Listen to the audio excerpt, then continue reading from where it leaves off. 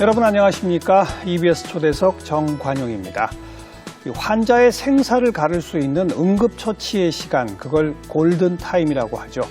그런데 지금 우리나라 골든타임이다. 10년밖에 안 남았다. 이런 글을 쓰셔서 우리 모두에게 대한민국의 미래를 고민하게 만든 인문학자가 계십니다.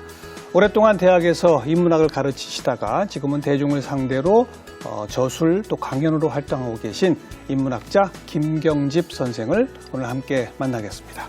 선생님, 어서 오십시오. 네, 반갑습니다. 네.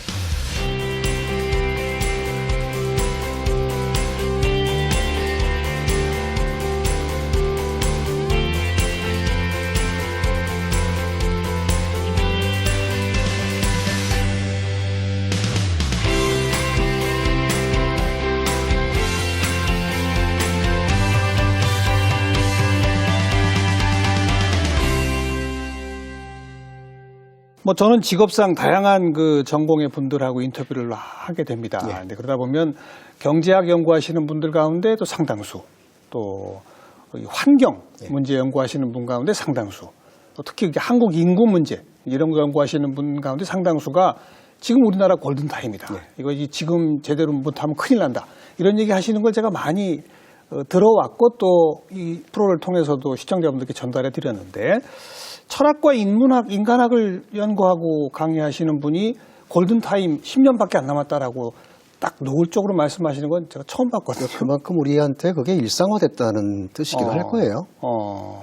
일상화됐다? 예. 무슨 뜻이죠? 그러니까 의식하지 않아도, 의식하지 않으면 넘어갈 수 있는데, 이젠 그게 거의 불가능한 거죠. 그러니까 일상적인 현실이 됐으니까 느끼는데 각 분야별로는 구체적으로 말할 수 있어요. 그런데 이게 근본적인 문제가 뭐지? 내 삶에, 내가 살아가는 세상에, 사회에 이게 뭐지라고 묻는 이 질문에 대해서 이제 체감하기 시작했다고 봐요. 그러니까 그 문제에 대해서 인문학에서 발언을 해야 되는 그런 때가 이제 되지 않았나 싶은 거죠. 그러니까 경제 문제에서 지금 구조 개혁 이런 거 안 하면 문제가 생긴다. 환경 문제에서 지금 어떻게 안 바꾸면 문제가 생긴다. 이 모든 것의 뿌리는 결국 인문학. 그러니까 전 두 가지라고 생각해요. 사람에 대한 태도. 그다음에 하나는 생각의 방식이라고 생각해요. 그러니까 지금 제4차 산업혁명이나 이런 혁명 얘기를 하는데, 혁명의 시대에 걸맞는 사고의 혁명을 하는가에 대한 질문은 결국 그거는 철학적 질문이고 인문적 어떤 질문이 아닌가 싶어요. 심지어 그 책에 부제가 가만히 있으면 망한답니다. 그러니까 우리는 그동안 그렇게 순치되는 데 익숙해졌잖아요. 순응하고 순치하는 방식에. 그러니까 그런 방식으로 계속 있으면 우리에게 돌아올 건 재앙밖에 더 있겠느냐라고는 절박감인 거죠. 각 분야에서 전부 다 분야 전문가들이 혁신이 필요하다, 구조조정 변화가 필요하다는 얘기를 하는데 그 출발은 생각의 변화다. 그 얘기인 거군요. 그러니까 저는 사고혁명이 안 된 상태에서 기술의 진보 혹은 생산 방식의 혁명, 물론 그거는 중요한 이야기이긴 하지만 그 현상 너머에 있는 어떤 그 뿌리, 사유의 방식을 어떻게 할 거냐. 그게 안 바뀐 상태에서 아무리 혁명에 대해서 대처하고 기술적으로 대응한다 하더라도 안 된다. 저는 안 된다고 생각합니다. 그걸 앞에 두 가지로 사람에 대한 태도, 생각의 방식이라고 표현하셨어요. 이제 좀 설명해 주세요. 그러니까 사람에 대한 태도, 우리의 뭐가 문제인 건? 우리는 사람을 자꾸 도구로 이제 생각하는 거죠. 또 우리 교육이나 우리 사회 방식이 속도와 효율의 20세기 방식에서 벗어나지 못했고 모든 것을 도구화하는 데 익숙해진 거예요. 근데 절대로 도구화할 수 없는 게 사람인데 이제는 사람조차도 간단하게 도구화시켜버리는 그런 세상이 됐죠. 그러니까 사람에 대한 어떤 생각이 바뀌지 않는 한, 그러니까 사실은 바뀐 게 없어요. 바뀔 수가 없는 거예요. 인간의 존엄성, 사람의 가치, 어떤 삶의 어떤 가치 이런 거는 사실은 어떤 때나 불변한 거죠. 그런데 그게 회절됐었고 억압됐었고 억눌린 방식. 근데 그 안에서 알게 모르게 순치되어 왔단 말이에요. 뭐가 잘못돼도 저항할 줄 모르고 비판할 줄 모르고 심지어 최근에 보여주는 것처럼 적반하장으로 나타나는 경우도 많고 그런 퇴행적인 모습까지 보여주는, 그게 별 저항 없이 받아들여진다? 저는 그거는 재앙으로 가는 길이라고 생각을 하거든요. 20세기에는 그래도 됐었죠. 20세기 사회가 지탱이 됐죠. 예, 20세기를 저는 하나로 딱 하고 압축해서 말씀드린다면 속도와 효율의 시대였다고 생각해요. 네.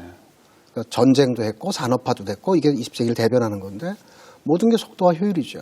우리가 성공할 수 있었던 거는 그 속도와 효율에 가장 적절하게 그래도 대응을 했었고 교육도 마찬가지예요. 그러니까 흔히 교육을 백년대계라고 말하지만 교육을 좀 더 노골적으로 말하면 어떤 한 사회와 시대가 요구하는 노동력을 배양해서 제공하는 방식을 따르잖아요. 그렇죠. 그렇죠. 그래서 우리는 20세기에 받은 교육이 속도와 효율에 입각한 방식이었단 말이에요. 예, 예. 그게 통하던 시대였으니까 성공했어요. 초고속 압축 성장도 했고. 근데 문제는 20세기 후반 되면 더 이상 그게 안 통하는 거예요. 그런데 이미 거기서 누린 바가 있으니까 세상은 변해가는데 오불관원이었던 거예요. 네, 네. 그래서 원샷 원킬로 당한 게 저는 IMF 체제라고 생각해요. IMF는 거기서 온 거다. 속도와 효율의 시대가 끝났고 창조 혁신 융합의 시대가 왔는데 그 생각이 전혀 변하지 않은 거예요. 예고편도 있었거든요. 그 예고편이 스티브 잡스의 몰락과 부활이라고 저는 생각해요. 네, 네. 그러니까 스티브 잡스가 몰락했던 애플이 잘 나갔던 이유는 스티브 잡스의 뛰어난 직관 능력. 그 직관이라고 하는 건 가장 빨리 가는 거잖아요. 직선으로. 위즈니악의 어떤 기술적인 보완. 이게 잘 콜라보가 되면서 성공을 했어요. 네. 그런데 그리고 그때까지는 스티브 잡스가 독재적으로 그렇죠. 했죠. 그게 가장 속도와 효율에 걸맞는 그러니까요. 거고 그게 통했으니까. 그런데 점점 성장하는 추세에 취하다 보니까 계속 그 기조를 요구했던 거죠. 예, 예. 안 맞는 거예요. 그러니까 창업한 사람들 너 나가주세요. 그 쫓겨났잖아요. 저는 그게 20세기와 속도와 효율의 시대의 종언을 상징하는 거라고 생각을 해요. 그러다 다시 애플이 부활하게 된 거죠. 예, 부활하게 된 거는 픽사를 통해서 이제 뭐 토이스토리를 만들고 부활을 했잖아요. 보통 우리가 스티브 잡스 그러면 가장 많이 언급하는 게 그 스탠포드 대학 졸업식에 가서 했던 연설 중에 한 대목이죠. Stay foolish, stay hungry. 끊임없이 갈망해라. 저는 그보다 더 중요한 게 있다고 생각하는데 2003년도에 이 사람이 이제 롤백했을 때 그 혁신상을 수상하는데 수상 연설에서 뭐라고 그랬냐면 기업에서 진짜 위대한 일은 한 개인, 이때 말한 개인은 지니어스를 말할 거예요. 천재. 예, 한 개인에 의해서 이루어지는 것이 아니라 팀에 의해서 이루어집니다. 실제로 우리가 지금 다 팀제로 바뀐 그 저는 원점이 그 연설이라고 생각해요. 근데 스티브 잡스는 본인도 애플에서 쫓겨나고 픽사에 가서 새로운 경험을 하기 전에는 예. 지니어스, 천재인 자기 혼자 했던 거죠. 그렇죠. 예. 자기 직관만 믿었고. 그러니까 본인이 스스로의 경험을 통해서 예. 개인이 아니라 팀이 하는 거다라는 예. 거를 깨닫고 와서 팀을 적용하니까 애플이 다시 그렇죠. 됐던 거죠. 예. 그러고 그러면서 다 팀제로 바뀐 거예요. 예, 그 예. 이후에 우리나라 기업도 팀제로 바뀌었고 정부 조직, 교육기관 조직, 이제는 뭐 군대까지 다 팀제로 바뀐 거죠. 저는 한번 묻고 싶어요. 우리 사회가 다 팀제로 되어 있는데 언제부터 팀제가 됐는지, 왜 팀이 됐는지, 팀의 어떤 핵심이 뭔지. 수평사회가 되지 않은 상태에서 팀제가 과연 의미가 있을까? 저는 그런 면에서 봤을 때 지금 우리가 갖고 있는 팀은 무늬만 팀인. 말만 팀이다. 무늬만 옛날 팀. 국장, 부장이란 이름만 팀장으로 바꾼 그렇죠. 거죠. 네, 네. 그러니까 팀제가 되려면 그 팀 안에서의 어떤 자율성, 유연성, 민주적인 어떤 방식 이런 예. 것들이 보장이 돼야 되는데 예, 예. 팀장은 그냥 관리자죠. 그리고 최근에 이제 그런 말들 하잖아요. 예전에 좋은 상사를 하면 뭐 똑똑하고 게으른 사람 뭐 이렇게 쭉 네 개를 분류하는데 지금 문제는 그런 것 같아요. 팀이 움직이려면 하나는 조정 능력이고 우리가 흔히 말하는 코디네이션십이죠. 예. 하나는 기획 능력이에요. 큐레이션십이에요. 최악의 팀장이 어떤 사람이냐면 큐레이션 해야 될 때 코디네이션 해요.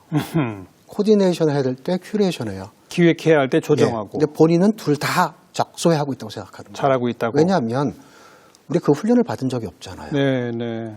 수평사회가 돼본 적이 없기 때문에 의견이 충돌할 때 조정하고 충분히 시간을 갖고 토론을 해보고 이런 절차가 없는 거예요.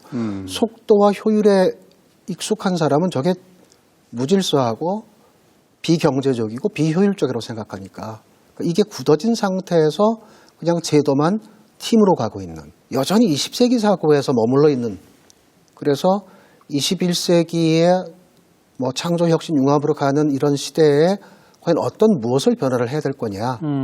1차적으로는 사고가 바뀌어야 될 거고 그 사고의 변화를 수용하고 거듭날 수 있는 어떤 체제, 조직의 변화. 예, 조직의 변화가 같이 수반돼야 된다라고 바로 생각하는 겁니다. 그런 걸 우리 선생님께서는 20세기를 특징 짓는 속도 효율에 대비시켜서 예. 21세기는 입체적 사고, 그렇죠. 집단지성, 예. 이게 가능한 수평적 조직, 예. 요 세 가지를 강조하시더라고요.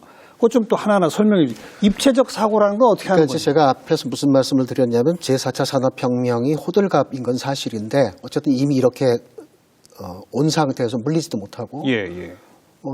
저도 사실은 두려워요. 이거 따라갈 자신 없습니다. 네. 그 친구들한테 물어봤어요. 뭐 가이스트에 있는 친구나 뭐 너는 아니야? 자기도 자기 분야 요만큼. 그렇죠. 그렇다면 결국 다 모르는 거예요. 이 맨 탑에서만 그걸 가지고 있을 텐데 두렵더라고요. 그러다 갑자기 무슨 생각이 들었냐면 이걸 왜 두려워해야 되지? 아니 2년 3년 안에 이 제4차 산업혁명의 결과물이 나타날 거예요. 실생활에 사용되는 물건은 예, 이미 나오겠죠. 나오고 있고. 그러니까요. 그게 디바이스가 됐든 운영 방식이 됐든 뭐 시스템이 됐든 돈 주고 사면 돼요. 저는 개인적으로 제일 큰 핵심이 여기라고 생각해요. 사서 그냥 쓰느냐 아니면 어디에 탑재할 거냐 이 질문이 나와야 되는데 어디에 탑재할 건지를 안 물어봐요. 그게 컨텐츠예요. 그러니까 지금 21세기는 ICBM의 시대잖아요. ICBM? 예. 대륙간 탄도탄이요? 예. 그러니까 우리가 가장 익숙한 건 그거예요. 예. 이거는 네 가지 중요한 요소의 약자예요. IoT, 사물 인터넷. 아, 대륙간 탄도탄이 아니고? 예, 예. C는 클라우드, B는 빅데이터, M은 모바일. 예, 근데 예. 이때 말하는 모바일도 도구, 디바이스의 모바일이 아니라 이 모바일이 만드는 네트워크 시스템을 말하는 거죠. 그렇죠. 공통적인 특징이 형태가 안 보여요. 그렇죠. 안 보이는 뭔가의 컨텐츠죠. 근데 우리는 계속해서 어떤 형태적인 거, 기능적인 거 이런 것만 자꾸 보고 따지는 거예요. 소프트웨어보다는 하드웨어. 예. 그러니까 컨텐츠라고 하는 것에 이 제4차 산업혁명의 결과물을 탁 하고 탑재하면 빅뱅이 분명히 일어날 거라고 생각해요. 근데 그걸 탑재시킬 수 있도록 가능하게 하는 게 입체적 사고 아니면 안 되는 겁니까? 저는 그렇게 생각해요. 근데 희망이 있는 건 뭐냐면 우리는 컨텐츠는 상당히 좋아요. 지식의 양은 아마 전 세계 제일 많을 거예요. 네, 뭐 네. 베라벨 과목 다 배웠고요. 그런데 문제는 평면적이에요. 그 한 구체적인 사례를 들어보면 예, 예. 가을 되면 천고마비의 계절이라고 하잖아요. 그렇죠. 그럼 해석해봐라면 그냥 똑같이 나와요. 하늘은 덥고 말은 말은 살찌고. 살찌고. 예. 초등학교 학생들도 알고 70대 노인도 알아요. 저는 물어봐요. 어떻게 하나의 지식이 초등학교 때부터 시작해서 70대 때까지 하나도 안 변하냐? 우선 천고마비라고 하는 말은 중국에서 온 말이잖아요. 그렇죠. 사자성어는 원산지가 중국이에요. 예. 그다음에 스토리를 갖고 있어요. 어. 그럼 이 말의 뜻을 알려면 그 말들이 만들어진 시간, 공간, 사람, 사건 속에 들어가서 봐야 되죠. 근데 그걸 안 가르쳐 주죠. 예. 왜냐하면 급하니까. 그냥 단어 뜻만 외우죠. 예, 답만 던져주고 외워한 거죠. 중국 사람들은 천고마비를 뭐로 해석하냐면 유비무환으로 해석하는 거예요. 그래요? 예. 하늘이 높다. 이미 가을이에요. 말에서 딱 한 번 걸려야 돼요. 그러니까 교육은 뭐냐면 니들 사자성어에서 말이 나오면 이 말이 왜 나왔는지 무슨 말인지를 한번 따져봐라 이래야 돼요. 예, 예. 농경사회잖아요. 농경사회에서 말은 일반적인 게 아니에요. 그러니까 말이 주로 쓰이는 거는 이동할 때 빠른 속도. 그렇죠. 그러니까 뭐 주마간산, 주마가편 같이. 또 다른 용도는 전쟁이에요. 세옹지마처럼. 그렇죠. 이때 말은 흉노의 말이에요. 흉노족. 예. 살쪘다가 아니라 잘 자랐다예요. 비옥갈비. 그러니까 우리는 속도와 효율 시대는 어떠냐면요. 천고마비 그러면 사전이나 우편 보면 여러 가지 뜻이 있고 중요도나 빈도에 따라서 1, 2, 3, 4 번호가 먹여지는데 예. 1번만 쫙 나열한 거예요. 하늘천, 높을고, 말마, 살찔비. 그거 쫙 푼 거예요. 완벽하게 속도에는 최적이에요. 예. 그런데 중국 사람들 옛날 생각해 보세요. 농사 어렵게 졌어요. 저 북쪽은 초원지대라서 말 방목하면 잘 커요. 그죠. 농지가 없으니까 식량을 얻을 수가 없잖아요. 쳐들어올지 모른다. 그러니까 식량을 구해야 되잖아요. 예, 흉내 예, 입장에서는 중국 사람들이 힘이 약하면 가서 뺏어오면 되고 힘 세면 돈 주고 사와야 돼요. 예, 그럼 제일 만만한 건 약탈이지요. 그렇죠. 이제 쟤를 추수했겠다. 가자. 음. 그리고 전부 다 말 타고 와서 바람처럼 내려와서 매처럼 채가요, 그냥. 그럼 끝나는 거예요. 어허. 그러니까 평소에 농사 짓고 있을 때는 뭐 성벽이 무너지고 성문짝이 떨어져 나가도 신경 못 써요. 예, 추수를 딱 끝내면 무너진 성벽 보수하고 문짝새로 달고 낫 대신에 창 들고 와서 지키고 있어야 되잖아요. 그래야 되겠네요. 그 경험이 만든 말이에요. 아, 그래요? 그래서 그게 유비무환의 뜻으로 쓰이는 거예요. 전혀 다르네요. 예. 그러니까 우리는 단 한 번도 자 이런 게 나왔을 때 이렇게 물어봐야 돼. 해본 적이 없는 거예요. 그러니까 입체적 사고라고 하는 게 거의 원천봉쇄된. 질문하는 능력을 키우는 교육이 아니었죠. 그렇죠. 그러니까 우리 앞에 뭐 정말 변화와 혁신의 물결이 다가온다 얘기를 많이 들었는데 그것을 우리가 입체적으로 볼 줄 알아야지 그냥 외우고 한쪽 방향으로만 생각해서는 안 된다. 그러니까 그런 저는 뜻이군요. 긍정적으로 생각하는 건 예. 10년이라 말씀드린 게 뭐냐면 우리가 기존에 알고 있는 컨텐츠만 한번 다 들춰서 입체적으로 한번 재구성만 해도 이게 어마어마한 자산이 되고 거기에 새롭게 만들어진 걸 탁 하고 탑재만 하면 더블 빅뱅이 일어날 거고 네. 그러면 거기서 더 많은 새로운 일자리 훨씬 더 멋지고 풍요로운 일자리 제가 이런 말씀을 드리면 당신은 과학자도 아니고 미래학자도 아니고 사회학자도 아니고 경제학자도 아니고 이른바 열외적인 관점인데 그렇게 낙관적으로 어떻게 갑자기 비관해서 그렇게 낙관적으로 볼 수 있느냐라고 하는데 저는 제가 비관적으로 보는 거는 뭐냐면 기술적인 측면만 너무 강조하고 있는 측면에서 어떤 역사적인 흐름 우리가 지금까지 경험한 것들을 비춰봤을 때 비판하는 거고 낙관을 하는 거는 우리한테 가지고 있는 자산이 있는데 왜 이거를 제대로 활용하지 않고 문제는 그 자산을 질문을 통해서 그렇죠. 재해석하고 예. 입체적으로 바꿔보는 예. 그 역량이 지금까지는 우리가 가르쳐 주지도 않았고 거의 억압된 하지도 거죠. 않았다. 그 입체적 사고 천고마비에서 배웠고요. 집단지성이라고 하는 것 좀 설명해 주시죠. 집단지성이라고 하는 말이 우리가 상당히 익숙한 말이거든요. 예. 근데 사실은 이게 1930년대에 미국 생물학계에서 나온 말이랍니다. 그러니까 갑자기 슈퍼개미가 출현을 했어요.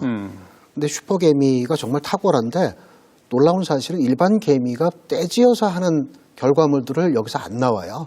그래요. 예. 그래서 이 일반 개미가 했던 모여서 살아서 만들어진 거를 뭐라고 칭할까 해서 잠정적으로 붙였던 이름이 집단지성인데 이제 뭐 위키디피아 나오고 이제 이러면서 집단지성이 다시 20세기, 21세기에 어떤 보통 명사가 다시 된 거죠. 저는 음악 시간의 사례를 한번 다뤄보고 싶어요. 네. 학교에 가는 이유는 저희 때는 학교 말고는 배울 데가 없으니까. 지금은 뭐 대안들이 많잖아요. 그럼에도 불구하고 학교에 가는 이유는 학교에서 집단지성을 학습하는 거라고 생각해요. 함께. 예. 그러니까 음악 시간이에요. 예를 들어서 선생님이 먼저 피아노를 쳐요. 귀로 선율을 익혀요. 그다음에 한 소절씩 따라하고 두 소절, 네 소절, 여덟 소절. 그러면 노래 다 배운 거죠. 그렇게 배우죠. 예. 그리고 시간이 나면 돌림 노래를 해봐요. 예. 근데 그 돌림 노래가 첫 번째 집단지성이라고 봐요. 분단별로 이렇게 하는 거. 예. 그러니까 혼자는 돌림 노래를 못 해요. 아무리 노래를 잘해도 누군가가 있어야 돼요. 그 두 개가 섞여서 독창이 할 수 없는 뭔가를 만들어내요. 맞아요. 합창도 마찬가지고요. 예. 그다음에 더 이제 흥미로운 거는 분단별로 꼭 시키잖아요. 예전에 그러니까요. 보면요. 예. 그러면 자, 근데 이 분단 한번 불러봐. 긴장해서 불러요. 근데 무슨 체험을 하냐면 발표 체험을 해요. 그렇죠. 왜 발표가 가능하냐? 들어주는 청중이 있어서 그래요. 나머지가 다 듣고 있으니까. 그 청중이 누구냐면 우리 반 내 친구예요. 그리고 비교되죠, 서로. 그리고 저는 그게 연대라고 생각해요. 가장 중요한 게. 어허. 나머지 친구들은 들어요. 청중 체험을 하는 거예요. 그렇죠. 왜 가능하냐면 불러주는 사람이 있으니까. 예. 우리 반 내 친구예요. 우리는 노래를 이렇게 하다 보면요. 아까 선생님한테 배운 노래에서 틀린 게 있어요. 그러니까 예를 들어서 노래를 부를 때 1도가 차이 나면 귀에 딱 거슬려요. 그렇죠. 2도나 3도가 차이가 나면 화성처럼 들려요. 어. 도레미 세 개 가지고 하는 비행기라는 동요 있잖아요. 미레도레 미미미 레레레 미미미인데 레레레 미솔솔 하고 올라가기도 해요. 떴다 비행기 그거 예, 예. 말이죠. 나 아까 이렇게 불렀는데 저 분단이 부를 때 들은 저거 아까 선생님이 가르쳐 주신 거 좀 다른 거예요. 그러니까 집단지성의 첫 번째는 뭐냐면 거울 효과예요. 내가 아까 했을 때는 몰라요. 근데 내 친구가 하는 거를 보고 거울 효과를 느껴요. 저거 잘못됐는데? 나도 아까 이렇게 불렀거든요. 예. 쟤네가 부를 때 어떤 마디에 가면 박자가 잘 안 맞아요. 자, 그 다음 줄 불러봐. 거기 신경 써서 불러요. 그 다음 줄, 그 다음 줄. 더 좋아지죠, 점점. 이게 진화잖아요. 네. 이게 집단지성이 만들어내는 가장 기본적인 사례라고 저는 생각을 해요. 그러니까 지니어스의 시대는 이미 끝났어요. 천재 한 명이 아니라. 그러니까 이른바 수월성 교육. 그러니까 지금도 수월성에 매달리는데 이젠 그게 아니라 한 사람의 가장 뛰어난 능력보다 여러 사람의 다양한 생각이 모여서 네. 그것들이 서로 자극을 주고 수합됐을 때 훨씬 더 많은 결과물을 만들어내고 그 결과물들이 훨씬 더 좋은 삶과 좋은 일자리를 만들어낼 수 있는 그 대안을 찾으려고 하는 노력을 해야 되는데 예. 공포 마케팅, 일자리가 사라질 거야. 공포, 두려움, 이 기술은 못 따라가. 이런 식으로만 강조하고 있는 거 아닌가. 네. 그래서 비관할 게 아니라 그럼에도 불구하고 우리가 이 문제를 해결해내야 되고 특히 기성세대는 우리는 부모 세대의 희생을 이만큼 누렸잖아요. 그러면 내가 누린 것보다 더 많은 거를 다음 세대한테 물려줘야 되는데 지금 우리 다음 세대는 불안해하죠. 부모 세대보다 못 사는 첫 세대예요. 그러니까요. 근데 그 문제에 대해서 미안하거나 이런 생각조차도 좀 없는 거 아닌가. 근데 그 어떤